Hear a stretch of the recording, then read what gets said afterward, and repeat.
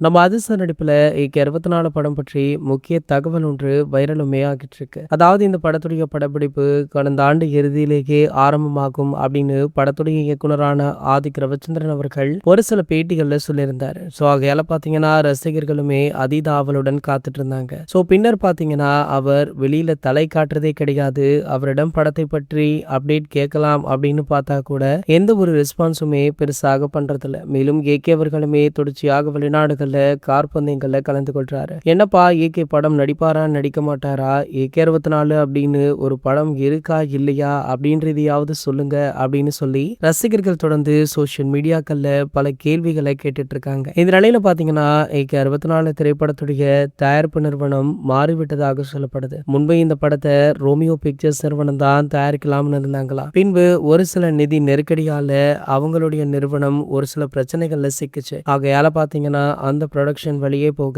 உள்ளே வந்த உதயநிதி அவர்களுடைய ரெட் ஜெயின் மூவிஸ் நிறுவனம் இந்த படத்தை தயாரிப்பதற்கு முன் வந்தாங்களா. ஸோ மேலும் பாத்தீங்கன்னா முன்பு ஒரு அமௌண்ட் பேசிவிட்டு பின்பு படத்தை ஆரம்பிக்கலாம்னு போகும்போது வேற ஒரு கண்டிஷன் போட்டிருக்காங்க. இது ஏகே அவர்களுக்கு சுத்தமாக பிடிக்கல. ஆகையால பாத்தீங்கன்னா தற்போதுமே வேறு தயாரிப்பு நிறுவனத்திடம் பேச்சுவார்த்தை போயிட்டு இருக்கா. ஸோ படத்துடைய படப்பிடிப்பு இன்னும் ஆரம்பிக்காததற்கு இதுதான் முக்கிய காரணம் அப்படின்ற தகவல் வைரலுமே ஆகிட்டு இருக்கு. ஸோ கூடிய விரைவிலேயே புதிய ப்ரொடக்ஷனிடம் பேச்சுவார்த்தை நடத்தி கண்டிப்பாக இன்னும் 1 அல்லது 2 மாதங்கள்ல இந்த படத்துடைய படப்பிடிப்பு ஆரம்பிக்கப்படும் அப்படின்னு படக்குழு தரப்புல இருந்து தகவலுமே வெளியாகி இருக்கு. இது போன்ற செய்திகளை பத்தி நீங்க உடனே தெரிஞ்சுக்க நம்மளுடைய சேனலை மறக்காம சப்ஸ்கிரைப் பண்ணிக்கோங்க.